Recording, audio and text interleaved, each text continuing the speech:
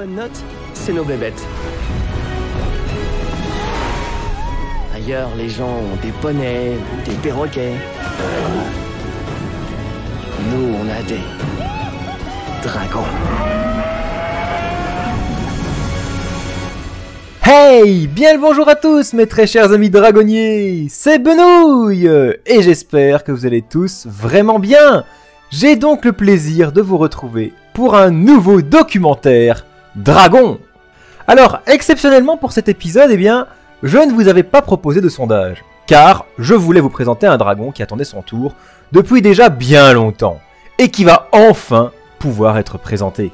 Mais j'ai donc une bonne nouvelle pour vous les amis, c'est qu'à partir de maintenant, dans la description se trouve un lien vers un nouveau sondage avec au rendez-vous tout un nouvel assortiment de dragons pour lesquels vous pouvez voter afin qu'il soit le prochain dragon que je vous présenterai dans le prochain documentaire.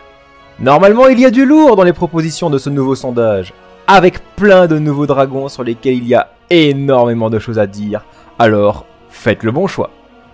Cependant, ce n'est pas trop le cas du dragon du jour, car il s'agit d'un dragon assez peu connu, sur lequel nous avons très peu de séquences vidéo et d'images pour l'illustrer.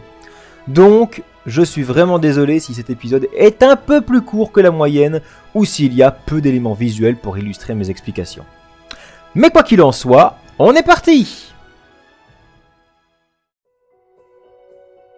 Notre dragon du jour est un spécimen qui cache plutôt bien son jeu, et qui malgré son calme et sa discrétion, nous réserve des capacités très intéressantes. Il s'agit donc bien du groin-boiteur. Le groin-boiteur a donc droit à une grande taille, notamment grâce à son long cou, mais aussi grâce à sa longue queue qui se finit par un joli aileron vertical. Le tout lui offrant une taille variant entre 15 et 17 mètres de long. En ce qui concerne ses ailes, c'est pas mal non plus, car elles lui offrent une envergure de 19 mètres. Le tout pour une masse de 2 tonnes. Eh oui, ça pèse lourd tout ça. Il possède un total de 4 pattes, mais il n'utilise pourtant que ses 2 pattes arrière, qui sont plus épaisses et plus longues, tandis que ses pattes avant sont beaucoup plus courtes et plus fines. Un peu dans le même style que les Vélocidars, et se déplacent un peu de la même façon qu'eux, bien qu'il n'ait pas du tout leur vitesse, étant donné que ce dragon, malgré sa grande paire d'ailes, est relativement lent. Pas vraiment plus rapide qu'un gronk à vrai dire. Si on s'intéresse maintenant à sa tête, on peut observer qu'elle est assez allongée, avec une grosse mâchoire inférieure de laquelle dépassent plein de petites dents tranchantes. Il possède, comme beaucoup de dragons, une petite corne sur le museau, et surtout, une grande crête à l'arrière de sa tête.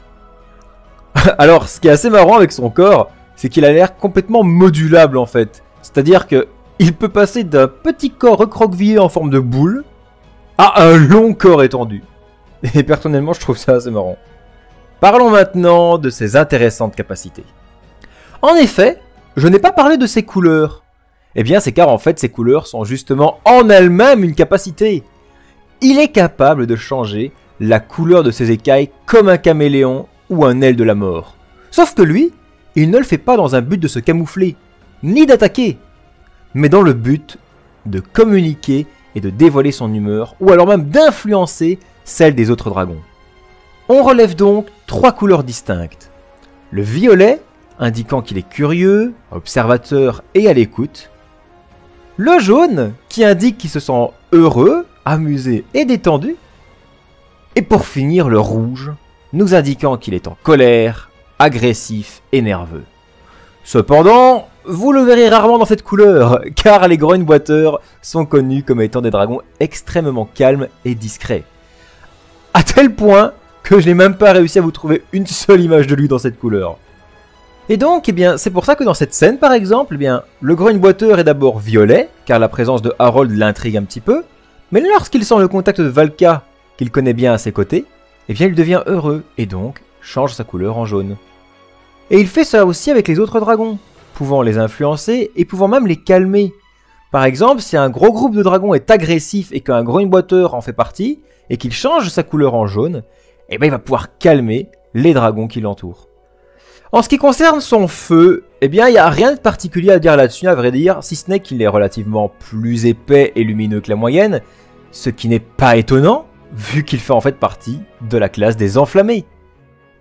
Ensuite, autre atout important de ce dragon, eh bien c'est justement la crête qu'il a à l'arrière de sa tête.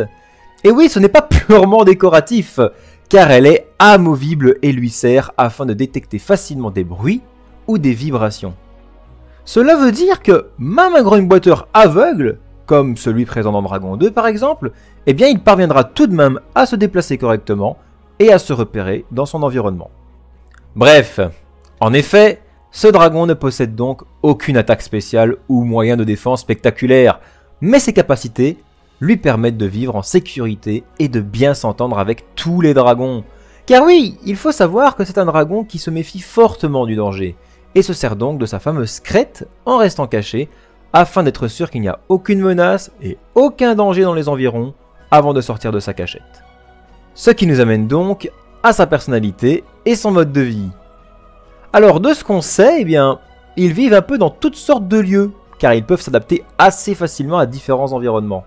Mais on notera tout de même qu'ils semblent avoir une petite préférence pour les lieux avec une bonne végétation. C'est un dragon calme et sensible, qui reste discret et qui n'aime pas trop se faire remarquer. Mais pourtant, ils ont un puissant social, qui leur permet de facilement s'intégrer, même dans d'autres groupes d'espèces de dragons. C'est aussi un dragon très endurant, qui ne se plaindra jamais et qui aime rendre service. Il est également très sensible et ressent toutes les émotions de différents individus. Et il y a même une rumeur qui dit que avoir un grogneboiteur à vos côtés, eh bien, peut vous porter chance. Et bien du coup, pour conclure les amis, je peux vous affirmer, sans vous surprendre je pense, que ce dragon est apprivoisable. Ce sont des dragons paisibles de nature, et en voir un agressif et donc de couleur rouge est extrêmement rare, à moins de vraiment en menacer un. Si vous en aidez un au contraire, eh bien, il vous sera fidèle jusqu'à la fin de ses jours. Et bien voilà les amis, ce documentaire est déjà fini. Et ouais, déjà. Mais bon, c'était un épisode relativement court après tout, mais j'espère que malgré le peu d'illustrations, que cela vous a tout de même bien plu. Je rappelle donc que maintenant vous avez un gros sondage qui vous attend en description de la vidéo avec un total de 5 dragons disponibles pour choisir celui du prochain documentaire. Donc, je compte sur vous les amis.